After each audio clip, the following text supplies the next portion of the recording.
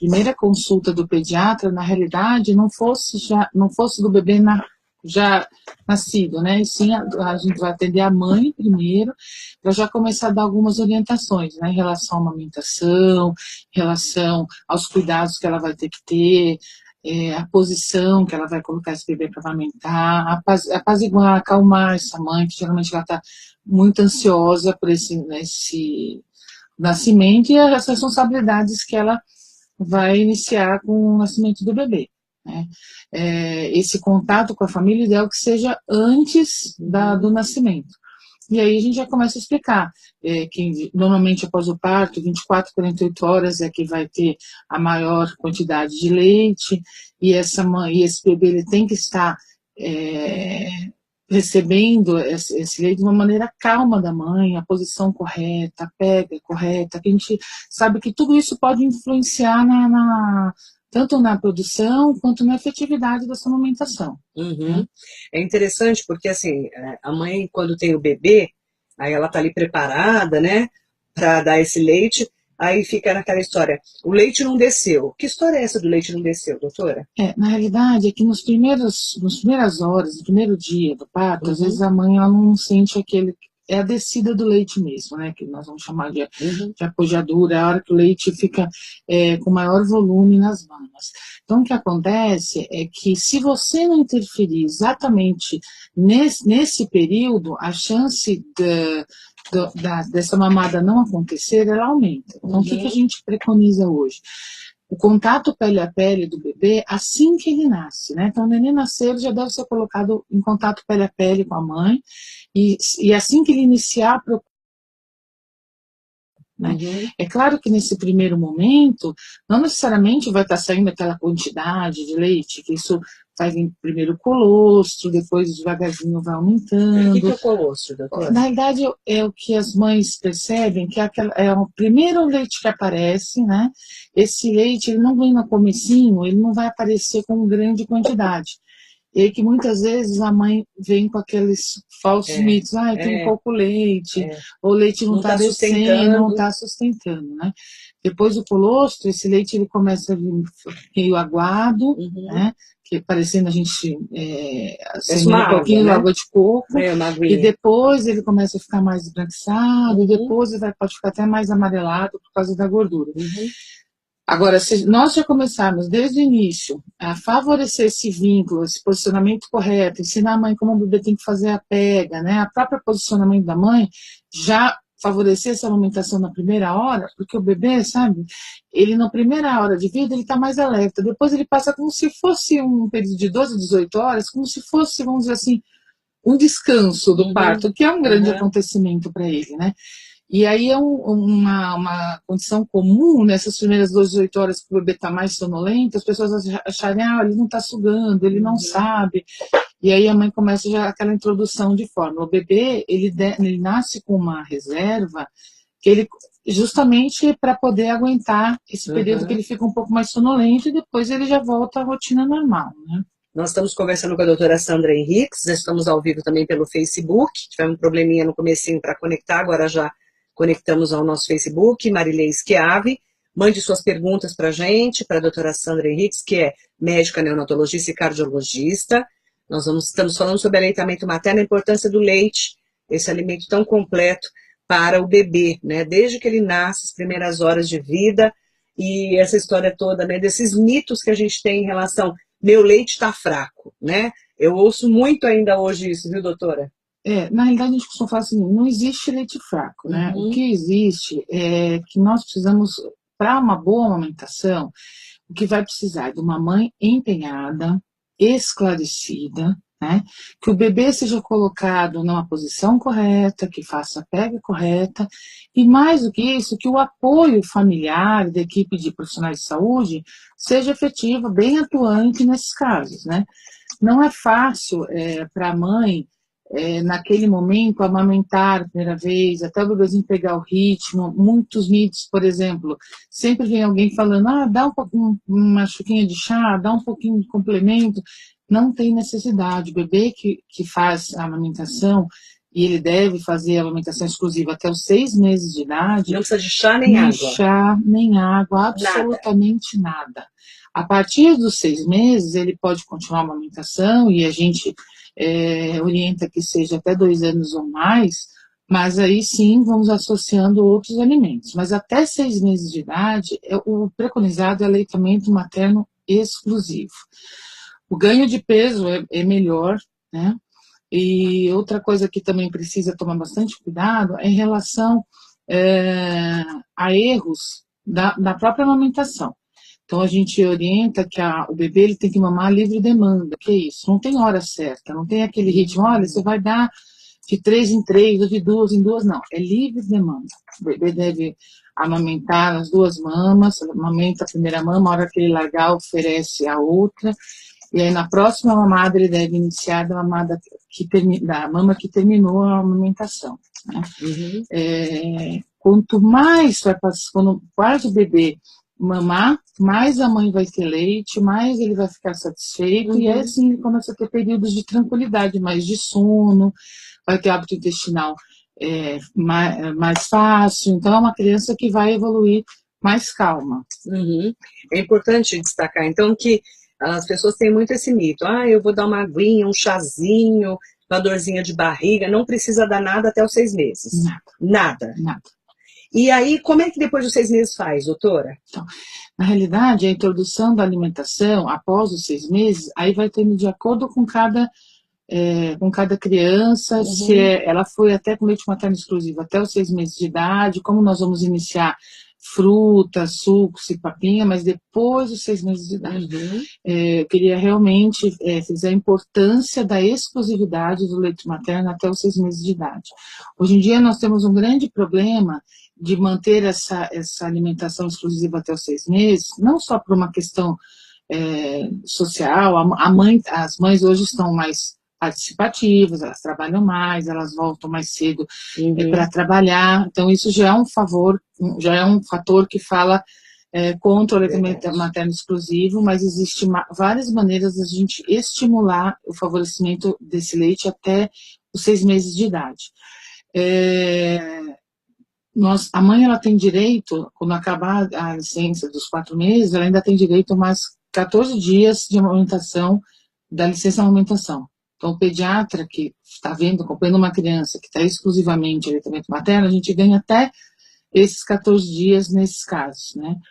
Então, realmente, hoje em dia, nós temos tudo para ter essa conscientização, para fazer essa amamentação até os 6 meses de idade. E depois, aí cada um no seu ritmo, de acordo com o seu peso, como foi a sua evolução, a gente começa a introdução de outros alimentos. Certo. Mas frisar bastante que... Até os 6 meses, só leite materno. Essa é a meta de todas as mães, não é? Essa vontade de realmente conseguir amamentar o seu bebê. O que eu tenho em mente, que o leite é composto de substâncias que são absolutamente completas para a nutrição do recém-nascido. E é mais barato. Como eu falei, está prontinho, né? Pronto, prático, está ali. É um gasto muito grande a fórmula, né? E hoje, por mais que nós somos bombardeados pelo marketing da forma dos leites, de fórmulas infantis, né? Leite artificial, nada ainda conseguiu ser feito comparado ao leite materno. Nada. Então, realmente... Ninguém nunca substituiu essa composição tão perfeita, né, doutora? Sim. Nem as melhores marcas mundiais. Não, né? E não é só questão de nutrição, né? A próprio vínculo materno, né? Infantil, o bebê com a mãe, né? Toda aquela troca de olhar, né? Uma forma de amor, né? E nós, os profissionais de saúde, precisamos estar prontos, aptos a fazer essa orientação, né? Porque muitas vezes você ainda encontra colegas que acabam favorecendo o uso de fórmula. E aí, às vezes, a sua voz naquele momento é muito importante para aquela mãe, né? Então, você saber ouvir... dar a força que ela precisa, exatamente, né? Você saber ouvir. Porque às vezes a mãe tem dúvida. que ser mais persistente, não é, doutora? Sim. Porque às vezes a criança demora mais para pegar o peito, a criança fica mais ansiosa, depende do bebê também, né? E também é uma questão de confiança. Quando a mãe percebe que aquele momento é natural, e realmente é natural, né? Que ela consegue criar uma confiança, que ela recebeu todas as informações e que ela vê que o bebezinho dela está crescendo saudável, está tendo um bom desenvolvimento, ela mesma começa a ficar confiante e ela começa a ficar amiga da amamentação, né? E aí nós vamos ganhando com todo esse processo. Dá bom dia para todo mundo que nos acompanha no Facebook e no Instagram. Eu estou mandando perguntas aqui no nosso WhatsApp, 94545-2690. Tivemos um probleminha para começar a conexão aqui com o Facebook, mas agora tudo certinho. Pelo Instagram, Klaus Rodrigues, manda bom dia. Aí, falando aqui, ó, o leite engrossado antes dos 6 meses seria uma das causas da obesidade infantil, doutora? Sim. Na realidade, o próprio... O que é leite engrossado?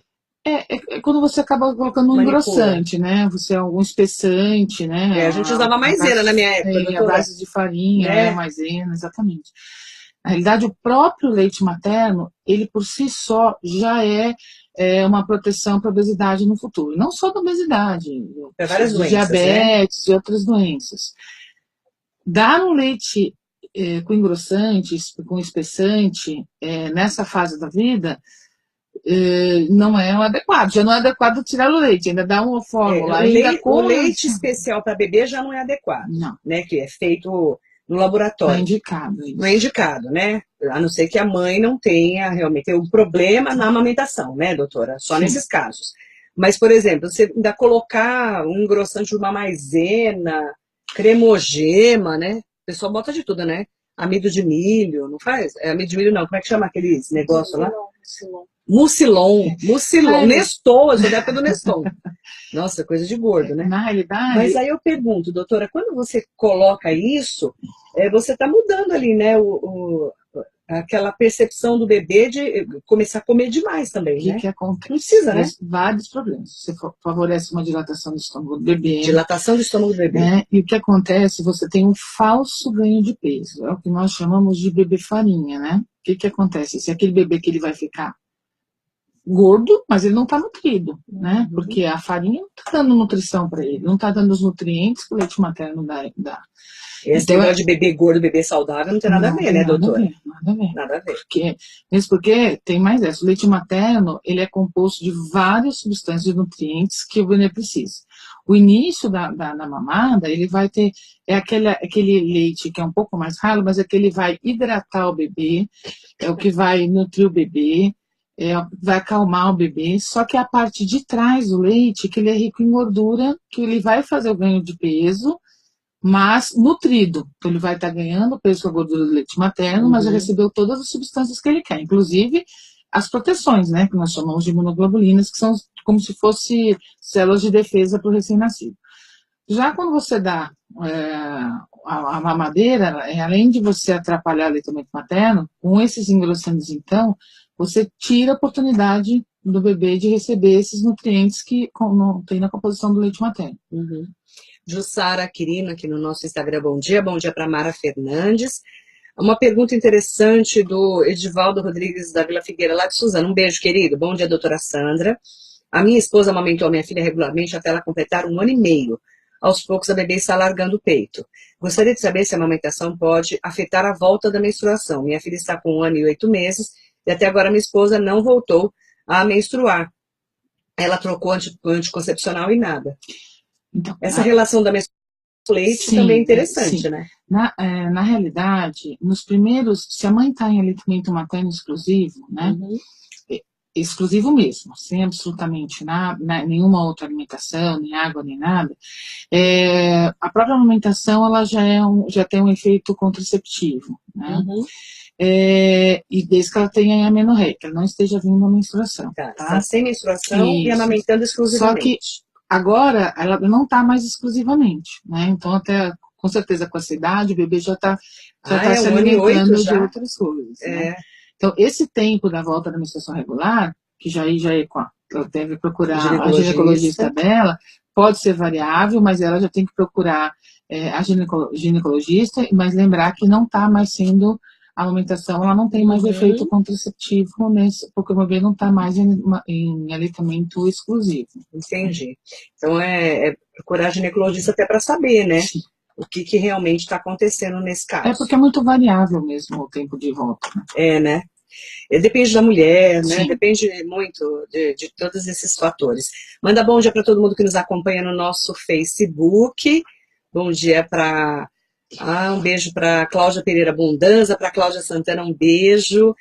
Bom dia para Lani Yamashita, para Esmeralda Rosalém. Bom dia, gostaria que a doutora falasse sobre o tamanho do estômago do bebê e da necessidade das mamadas livres pelo pequeno tamanho do órgão. Na família já vi mães achando que o leite é fraco, porque não entendem que o bebê querendo mamar em pequenos intervalos. Acho um tema pouco falado e de extrema importância. É interessante, né? É verdade. Mamou só um pouquinho. Daqui a pouco quer mamar de novo. O tempo é do bebê, né, doutora? Esse negócio de 3 em 3 horas é uma coisa meio mito, né? Então, assim, vamos começar do tamanho. O tamanho do estômago, na verdade, ele é relativo ao tamanho do bebê, né?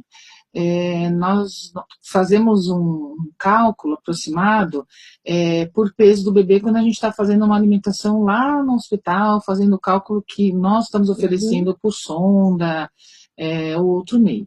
Em casa, a gente orienta o leite livre demanda, porque o próprio bebê vai ser o termômetro quando ele está com o tanquinho cheio, né? O que acontece é que, assim, o leite que vai sustentar é o leite da parte de trás da mama, né, a posterior, que a gente chama, que é um leite rico em gordura. Então, vamos por partes. Primeiro, a amamentação ela tem que ser livre demanda, como o bebê quiser. Tá? O que vai acontecer é o seguinte, quanto mais efetiva a mamada, né, quanto mais o bebê mamar, mais a mãe vai ter leite. E quanto mais corretamente for essa amamentação, mais satisfeito vai ficar o bebê. Então, aos poucos, ele vai entrando num ritmo que ele vai ficando aí, chegar às vezes até ficar 3, 4 horas sem mamar, porque ele está satisfeito. Mas essa amamentação ela tem que ser de forma correta. Então, por exemplo, voltando como eu tinha falado, a mãe tem que oferecer livre demanda. O bebê quer mamar, ela vai colocar no seio. Como que vai colocar no seio? Então, colocar sempre o bebê contato com a barriga da mãe, barriguinha com barriguinha, que a gente fala. Nós temos que fazer com que o bebê abra com a maior parte possível da boca, ele tem que pegar a maior parte do mamilo, né? E aí, quando ele vai fazer a sucção, ele tem que estar com o lábio inferior voltado para baixo, para a pega ser mais efetiva, e ele conseguir fazer toda a sucção. Não pode pegar só no bico do seio, ele tem que pegar a maior parte, né, da areola da mãe. E a gente tem que estar olhando a bochechinha do bebê. O correto é que a bochecha fique cheia. Se a gente perceber que durante a sucção ele está fazendo barulho, ou ele está fazendo escovinhas, é sinal que ele não está mamando adequadamente. Então ele tem que fazer essa pega correta, ele vai amamentar, mamou essa mama todo o tanto que ele quiser, quando ele soltar, vai oferecer a outra. Geralmente, o bebê ele vai mamar grande parte da primeira mama, quando ele for para a segunda, ele não vai conseguir chegar até o final. Por isso que na próxima mamada, a mãe deve voltar a mamar, a dar o peito, do peito que ela terminou a mamada anterior. Porque assim o bebê vai estar sempre esvaziando as duas mamas, tá? Dessa maneira, o próprio bebê, ele faz o controle do quanto que ele tem que tomar. Nós não temos que fazer, nem tem como fazer essa medida de quanto, essa preocupação de quanto cabe no estômago, ele vai parar. Entendi. E aí depois tem que pôr para arrotar, doutora? Sim. A tal do arrotar é um mito também. Adoro essa história do arrotar. Na realidade, as mães ficam com aquela preocupação no consultório. Elas chegam... arrotou. Exatamente. Ai, meu neném não arrota. Eu já ouvi cada coisa, né, doutora? Na realidade, não é obrigado a arrotar. Mas por que a gente orienta e se virar, né, e posicionar o bebê para sair o ar, para arrotar? É como se fosse o estômago uma bexiga. Então, você imagina, pode ter entrado na hora que ele está sugando, além do leite, pode ter entrado ar, o bebê já podia estar com ar. Então, quando você levanta o bebê, é o mesmo procedimento que acontece no estômago do que isso acontece com a bexiga. Então, se você, de uma bexiga, está com ar e leite, na hora que você vira, o leite vai descer, o ar vai subir. Então, favorece esse arrotar. Mas não é obrigado, não é obrigatório que o bebê arrote, entendeu? Entendi. Doutora, e para deitar, como é que eu coloco ele? Depois que ele mamou. Então, hoje preconizado é que a gente só não deve colocar ele de barriguinha para baixo. Para baixo, tá? Para baixo nunca. Nunca. O ideal é que ele fique de barriguinha para cima e com o rostinho de lado. Tá. A Alane Yamashita está falando aqui no Facebook, engravidei novamente, no 4º mês de gravidez, o leite materno perde os nutrientes, ela pergunta. O médico ginecologista pediu para tirar meu nenê da amamentação por conta que o leite não teria nutrientes e ele mamava de 1 em 1 hora, mas ganhou peso normalmente. Eu acredito que devia ter algum outro fator. Não perde, ela pode amamentar. Mesmo estando grávida de outro bebê. Principalmente até os 6 meses. Pode ser alguma outra coisa. Sim, provavelmente deve ter alguma outra coisa associada. Mas não tem que perde nutriente, né, doutora? Não. Isso é mito. Não, é mito. É bom a gente também deixar claro que é mito, tá, Lani? Aí pode ter sido um outro problema que pode ter acontecido, tá bom? E aí a médica detectou e acabou pedindo para você parar de amamentar, tá? E o Edivaldo tá falando que a amamentação foi exclusiva até os 6 meses da nenezinha dele. Muito bem. Esse é o mais importante, tá? Só que eu tenho uma pergunta aqui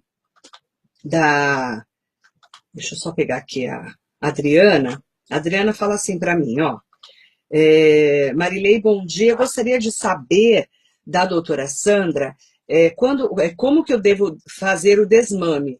Meu nenê está com 2 anos e não para de mamar. Se alimenta, mas não se alimenta como deveria, eu acredito. Agora eu não sei como tirar o peito. Então, na realidade... Essa história até de 2 anos também, aí também a mãe fica com dó do nenê, né, que já é um nenê grande. Embora o que é preconizado pela Organização Mundial de Saúde, diz que o seguinte, o bebê deve mamar exclusivamente até os 6 meses e ele deve mamar até 2 anos ou mais. Né? Ou mais. Embora seja isso que seja preconizado, eu acredito que até 2 anos seja vamos dizer assim, mais saudável. Né?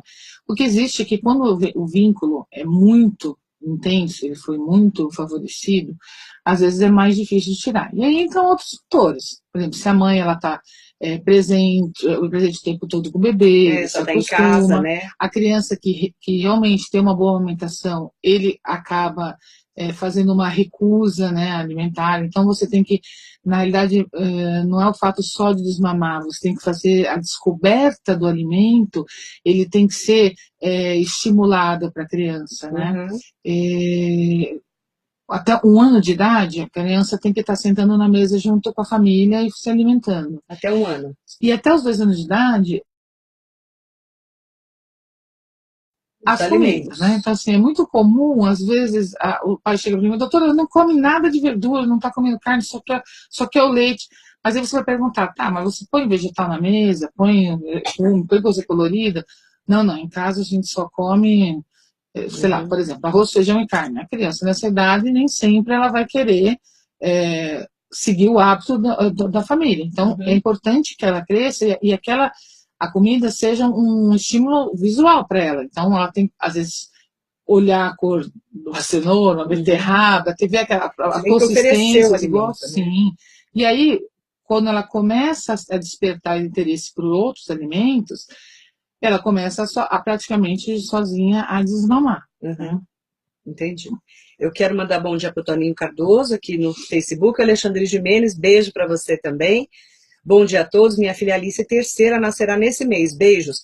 Alexandre não tá fraco não, 3ª, filho. Não tá fraco não, hein? E essa mãe aí deve estar amamentando, porque as crianças estão firme e forte, né? Eu quero até dizer para os ouvintes, né, que essa coisa é muito do mito, né? A pergunta da nossa ouvinte é interessante. A Isabela tá falando assim, ó. É até interessante a gente poder falar, que ela fala assim, ó. Marilei, bom dia. Tem muito mito realmente em torno da amamentação. Vejo muitas mãezinhas que amamentam, né? Quando eu estou aí no meu dia a dia, que falam que precisa dar chá, precisa da água de coco, precisa da água, mas realmente são informações como essas que precisam chegar às mulheres, principalmente porque o leite materno é realmente maravilhoso. Eu amamentei minhas 2 filhas e sempre privilegiei a amamentação, levava elas para o trabalho para amamentá-las. Que isso também é um grande problema, às vezes a mãe não consegue manter, né, doutora, Sim. naquele dia a dia. Então ela conseguiu manter E tem muito mito mesmo. Ah, você precisa dar água, precisa dar chá, você não precisa dar nada até os 6 meses. Só o leite da mãe. Isso. Então é bom que a gente deixe esse mito, né, de fora. Veja, só fazendo umas questões. Não preciso dar nada se eu tiver enleitamento materno Sim, exclusivo. exclusivo. Dando mamar exclusivamente para o bebê, tá, gente? Isso. Exclusivo. Deixar bem claro isso, né, doutora? Isso. E sempre também que tiver dúvida, procurar o médico, não é, doutora? Às vezes a pessoa fala, fica em casa com dúvida, vai procurar uma orientação médica, né? Olha, Não é com a vizinha, né, gente? Exatamente, porque às vezes é mais difícil você quebrar o mito da vizinha, da avó, do familiar, do que aquele próprio que está na cabeça da mãe. Então, o esclarecimento é muito importante. Procura o pediatra, ele vai te dar as orientações, né? Esse pediatra, ele tem que também te passar as informações, esclarecer todas as suas dúvidas, para que você tenha uma alimentação tranquila, né? Efetiva. Eu quero agradecer e mandar beijo para a Sandra Gutierrez, bom dia para você. No Instagram, no Facebook. Doutora Sandra, obrigada, viu, pelos esclarecimentos e pelas orientações. A gente precisa de informação realmente que venha de uma especialista no assunto, para a gente trazer a informação correta, né? Tirar alguns mitos da cabeça também, né, doutora? Sim. E qualquer dúvida, nós da equipe da Mogimata estamos à disposição, procurem nossos pediatras, nós vamos esclarecer as dúvidas de vocês e vamos lá, gente, vamos aumentar, porque com certeza muito mais do que um ato de nutrição, é um ato de amor também. Vamos ter essa conscientização. A gente até falar que vocês têm curso, né, para as mamães, né, que vão ter bebês, isso, né, que é gratuito, curso de né? gestantes, né, que nós já podemos começar a falar, esclarecer essas dúvidas. Temos a equipe de neonatologia lá, que é fantástica, e temos também a equipe do ambulatório, que faz a parte de puericultura, que eu também trabalho lá, e que fazemos a primeira consulta do bebê e para tirar essas dúvidas das mamães. Obrigada, doutora. 47288000, se você está grávida, quer participar do curso de gestante, é bacana, porque lá você também vai aprender sobre nutrição e amamentação. Sim. Né, doutora? Sim. Então fica aí a dica para você, no Hospital Maternidade Mogimata, 47288000. Obrigada, doutora Sandra, Obrigada bom trabalho. Bom estar aqui com vocês. Obrigada. Muito bom estar aqui com a doutora Sandra, e agradecer a todo mundo do Instagram, do Facebook, dando bom dia especial para todo mundo que nos acompanhou.